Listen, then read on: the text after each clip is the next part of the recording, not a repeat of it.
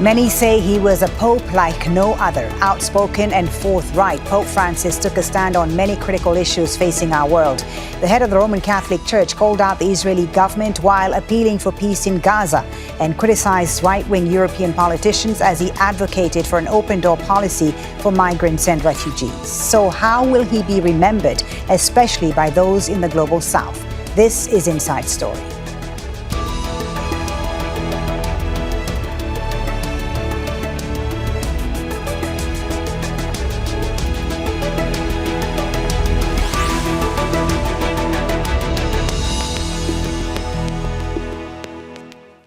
Hello and welcome to the program. I'm Folly Thibault. Pope Francis was widely regarded as the people's pope, the first Latin American to lead the Roman Catholic Church with more than 1 billion followers worldwide. He was often a voice for the poor and faced fierce resistance to reshape the highly traditional and conservative church. The Pontiff's message about peace, poverty and climate change have resonated loudly across Asia, Africa and the Middle East. But will his legacy translate into lasting change? And where does the Catholic Church go from here? We'll discuss these questions with our guests in just a moment. But first, this report from Dmitry Medvedenko on the outpouring of tributes to the late Pope Francis. Millions mourning the Pope's death. Thousands gathered in St. Peter's Square, just a day after he last appeared here for Easter blessings. Visibly frail after weeks in hospital, Pope Francis mustered his strength for what turned out to be his final public service. Elected in 2013, he set out a new tone for the Vatican. A champion of the poor, Pope Francis was the first pontiff to travel the world's most vulnerable countries, including Myanmar, South Sudan, and the Democratic Republic of Congo. Despite the violence there, the Pope called on the warring sides to value human life above all else. No to corruption. Let's all say no to corruption. He navigated the Israeli-Palestinian conflict by reaching out to both sides. In the beginning of Israel's war on Gaza in 2023, Pope Francis delivered these words, perhaps foreshadowing months of continued violence. They suffer so much, and I heard how both sides are suffering. This is what wars do. And here we have gone beyond wars. This is not war. This is terrorism. Pope Francis was considered a disruptor, encouraging debate about topics that were taboo for centuries on LGBTQ inclusion and the role of women in the Vatican. He's opened the door to many fundamental reforms to take place in the church. I like to think of Francis as the disruptor pope. He came here as a real outsider, having never studied or worked in Rome, and he really shook things up with his approach. He's changed the whole style of being a pope. He changed the priorities of the church in terms of its pastoral practice and its public policy. He opened up the church for more conversation and debate and discussion. These are all dramatic ways that he changed the church from what it was earlier. Cardinals who are senior members of the church will now elect a new pontiff, one who will either continue Pope Francis's legacy or someone more centrist and conservative. Dmitry Medvedenko, Al Jazeera for Inside Story. Let's bring in our guests now for today's show. In Ramallah in the occupied West Bank, Rev Munther Isaac, a Palestinian pastor in Bethlehem and author of the book Christ in the Rubble, Faith, the Bible and the Genocide in Gaza. In Juba, we have Father James Oyet Latansio, a Catholic priest and General Secretary of the South Sudan Council of Churches. And in Quezon in the Philippines, Father Francis Lucas, a Catholic priest and Executive Director of the Catholic Media Network. Gentlemen, thank you so much for being with us on Inside Story. A warm welcome to you all. Reverend Isaac in Ramallah, if I can start with you. Pope Francis was the first Western leader to refer to what's going on in Gaza as a genocide. How significant is it that his final global message was centered on Gaza? And how has his death been received by Palestinians, not just in Gaza, but in the occupied territories and around the world? Yeah, first, this is a sad day for many of us, for not just the Christian world, I would argue, for humanity. Pope Francis was widely respected and beloved by many in the world, particularly in context of oppression. And he truly, for us, and the fact that I here as a Lutheran pastor extend tribute and love for his legacy says a lot about the kind of ministry he has. For us as Palestinians, we truly lost a friend, someone who spoke with compassion, with full humanity about the plight of Palestinians. And I would argue that his position on Palestine reflected his overall theology of solidarity with the marginalized and the oppressed. And this is the teachings of the Gospels. His position on Palestine started long before Gaza. In 2014, when he visited Bethlehem, we can never forget the iconic image of him leaving the car, which was not planned, stepping into the wall, praying, a prayer that touched many, many millions of hearts, a prayer that left an impression on us Palestinians that he sees our pain, he recognized the cruelty of the situation we live in, of the oppression of the occupation, and we truly were touched by that moment. Right. Throughout that the war iconic on Gaza, image, Reverend, that iconic image of the Pope at the wall, how do you think that act in particular shifted the Vatican's diplomatic standing on the Israel-Palestine conflict?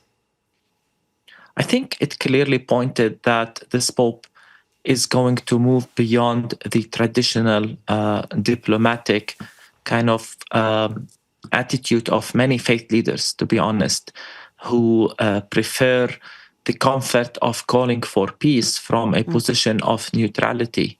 And certainly the Pope recognized all sides, and he wouldn't just speak on the Palestinians. He recognized all victims, including Israelis. But his choice of language, the fact that he stood by the wall, the fact that throughout the war he's used vocabulary like cruelty, terror, calling for an investigation whether there is a genocide or not, clearly showed that this is a Pope who's going to move beyond the traditional kind of diplomatic, neutral line of many faith leaders before him, into the language of justice, into the language of accountability. And more so also into the language of compassion and humanity, because this is precisely behind his praying next to the wall. Father James in Juba, let me come to you. Why did Francis's papacy matter for Africa? What stands out for you? Today, for us in South Sudan, we're in sorrow, the Catholic world, the Christian world, even Muslim world in South Sudan, because Pope Francis brought to the light the suffering and the marginalized people of South Sudan. We had been at war for years and had not been taken into consideration. He brought this to the light when he invited the political leadership of South Sudan to the Vatican in his residence of Santa Marta for a retreat of 2 days. And during the retreat, he kissed the feet of these political leaders, begging them just to give the people of South Sudan peace. That gesture made a U-turn in a lot of hearts. Even the political leadership, some of them said they were renewed. However, his legacy for us in South Sudan was confirmed when he visited us 2 years ago. Yeah. And we that image, I just want to come back to that image, Father James, if you can, because that image in 2019 really stunned the world when the Pope knelt to kiss the feet of South Sudan's rivals, urging them to embrace peace. But it clearly wasn't enough, because here we have the country once again on the brink of war. What do you think, that gesture changed ultimately, and what is it going to take to ensure that the Church remains a credible voice amid the violence and political uncertainty in South Sudan? Can you imagine, even from his hospital bed, as we go through some minor crisis these days, he wrote a letter to this rival leadership in South Sudan. He wrote a letter to President Salva Kiir. He wrote a letter to first Vice President Dr. Riek Machar, calling on them, begging them, please be leaders who give peace to your people. Can you imagine? And the kissing of their feet was a gesture just to beg them, please give these people of South Sudan peace. So you should not be remembered as leaders of war, but leaders who brought peace to the people. Right. This has been a turning point. Well, politics, in South Sudan is very complex. People look at things politically, but when such Christian gestures, moral gestures are done, it's very touching. To the point today. Yes. Yeah, we'll continue that in a moment. I just wanted to bring Father Francis into the conversation. Father Francis, you're in the Philippines. Why was Pope Francis so popular in your part of the world? What endeared him to Filipinos? In the Philippines, our population has a very high Catholic membership. And we are the biggest Catholic population in the whole of Asia. So we called the Christian country in Asia. So we love the Pope, all the popes who come over. But Pope Francis, he was the last Pope to visit our country, and he showed us so much love for the population. And like when he went to Tacloban, a place where it was devastated by typhoons. And first time in my life, I saw a Pope wearing protection from the rain, a raincoat that is so thin. And what he said in the victims of the disaster was really touching for all of us, and many cried because of this. So he's so staunch in his purpose, because there was a typhoon, and he could have said, no more, I won't go there because I might get stuck. Right. He did get stuck, because his plane was able to escape the storm, and then one of the 3 planes had to stay because of the strong wind. Let me ask you, Father Francis, about something he said when he was in the Philippines. He said he wanted a poor church for the poor. What was he saying there directly to the Catholics on the periphery, those in the Philippines, those in the global South? And do you think his legacy will continue to inspire, the transformative action in social justice and environmental issues that he called for when he was in the Philippines? Yes, indeed, that's true. Because it's always a reminder for us, especially the clergy and the leaders of the church, to smell like the sheep. Meaning to say, that you have to embed yourself, like what Vatican II has said. That was more than 50 years ago. And this is what touches also our heart. For example, in the Vatican, he tried to tell us, priesthood is not a career. Come on. It's not a career. You try to do away with privileges. Because like in the Philippines, when you're a priest, you have so many privileges given to you by the community. It's now getting less, Even the titles in the Vatican, he removed the title of Monsignor. This is just a title. You're not even a bishop. Interesting. How come you get a title of just an entitlement? Yeah. It's a privilege. Now it's only given to retired priests, old priests. It's called papal chaplain. Okay. So That's very interesting. Yeah, that's very interesting. Reverend Isaac, let me come to you and talk about the legacy now, especially on the Israel-Palestine conflict, the current war in Gaza. With Francis now gone, are you concerned, Reverend Isaac, that the Vatican and the Catholic Church might retreat from his active moral voice on Palestine and the war in Gaza, do you think his legacy is going to translate into lasting change, or was his vision too tied to his personal presence to endure? I think first and foremost, those trapped in the churches in Gaza besieged will miss him, will miss his almost daily calls, to the extent that he called them from the hospital in his sickness. I think this is the legacy that many of us will remember him with. The fact that in his last sermon, he spoke about Gaza. And in his book, as I said, he called for accountability. And I hope that this will continue. I trust that the Catholic Church will continue with this, with the legacy he set.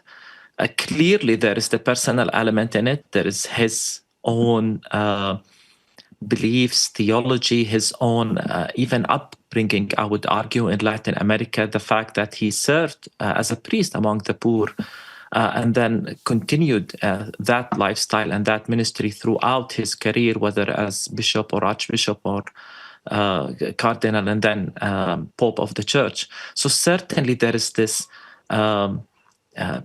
personal element.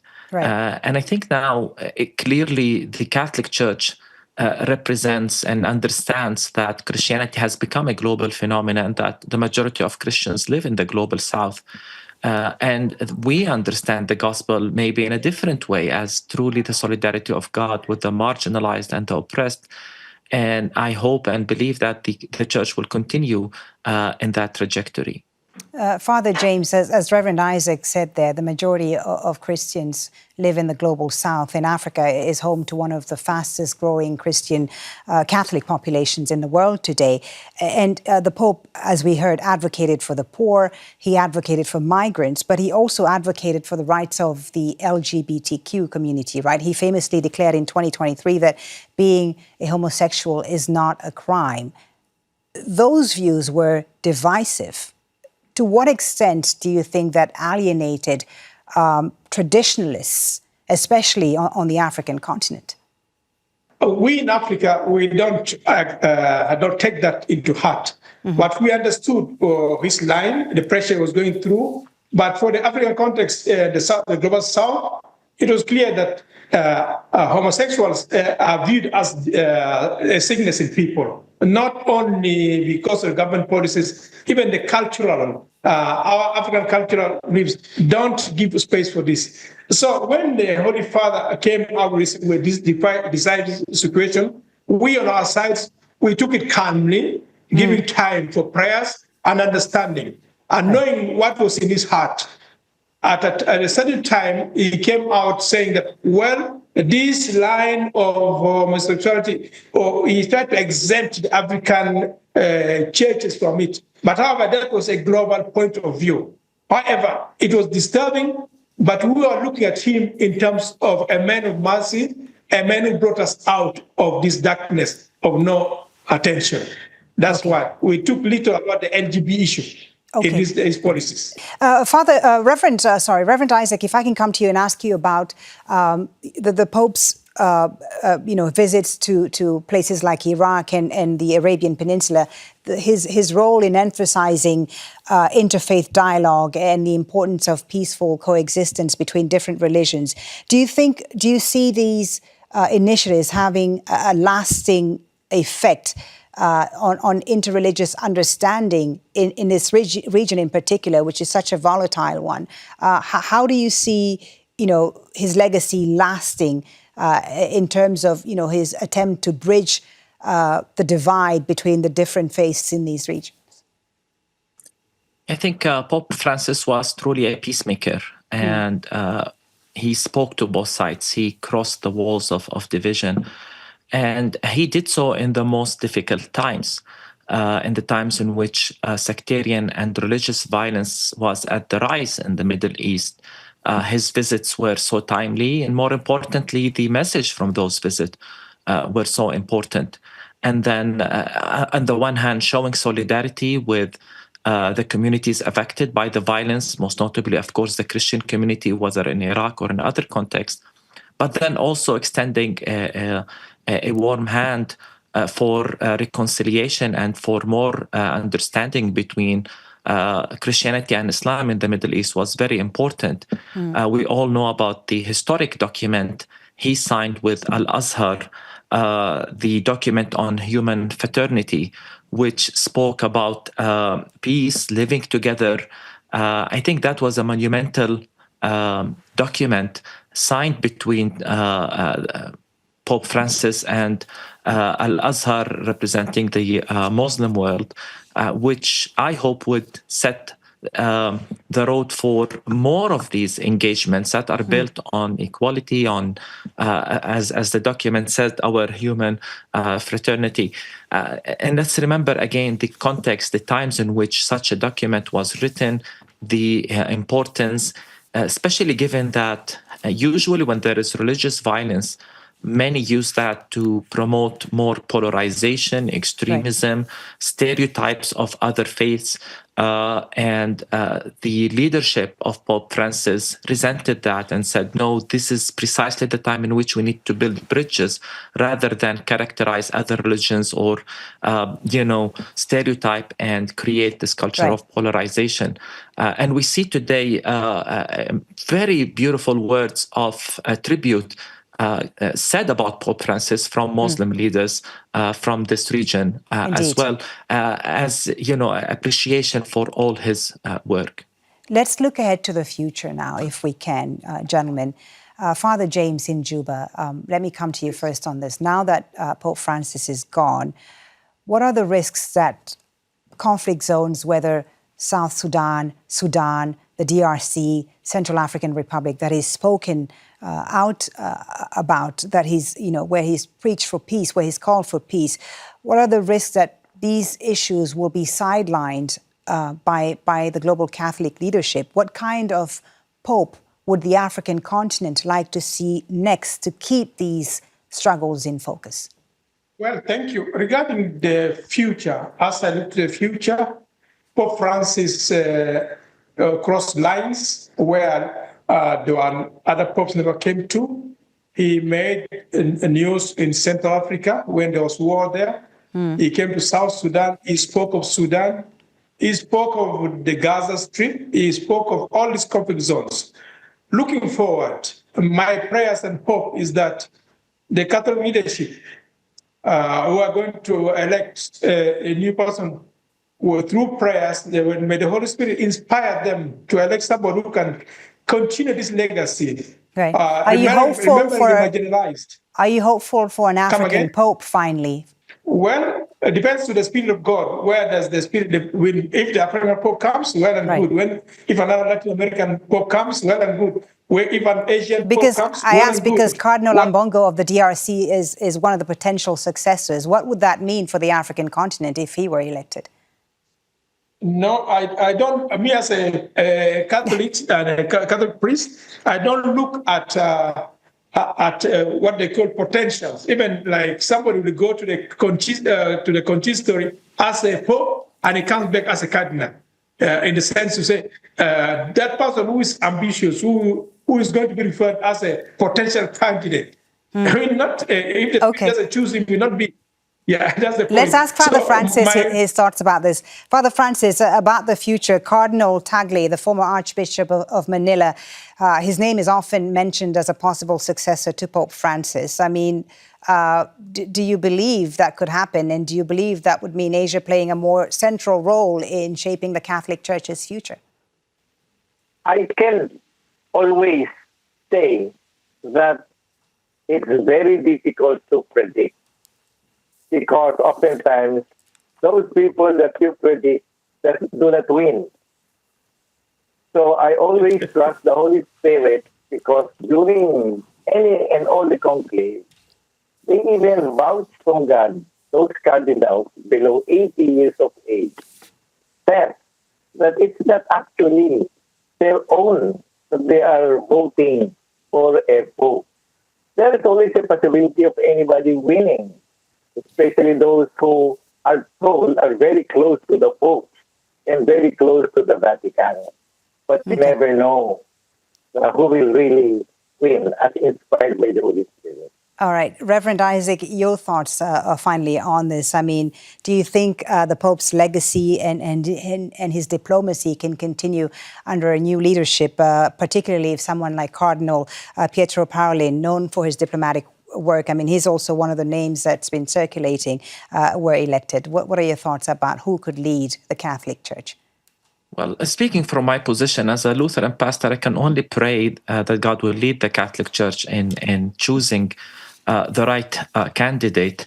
And certainly, I would not deny that many of us prefer to see someone from the global south to continue this path of Pope Francis. But as I said, this is something for the Catholic Church, and we pray for them.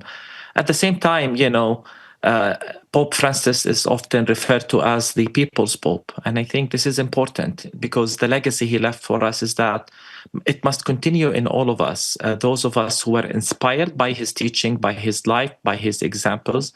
It's now, I think, up to us to continue his legacy.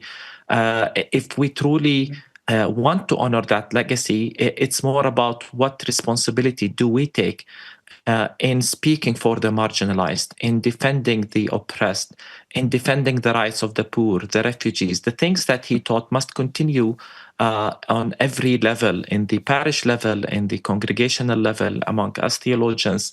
And regardless of what path, the church takes in the future, and we will accompany the Catholic Church with our prayers.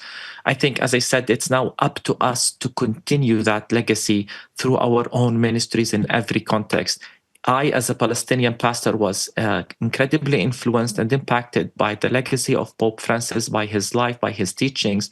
And for me, the best way to honor the life and legacy of Pope Francis is to continue my ministry of defending the marginalized, the oppressed, speaking for the plights of people here in Palestine who yearn for justice and equality.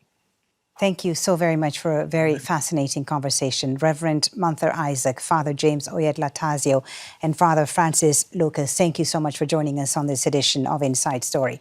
And thank you too for watching. You can always watch this program again anytime by visiting our website at aljazeera.com. For further discussion, go to our Facebook page. That's facebook.com/AJ Inside Story. And of course, you can join the conversation on X. Our handle is at AJ Inside Story. From me, Folly, Thibault, and the whole team here in Doha, thanks for watching. Bye for now.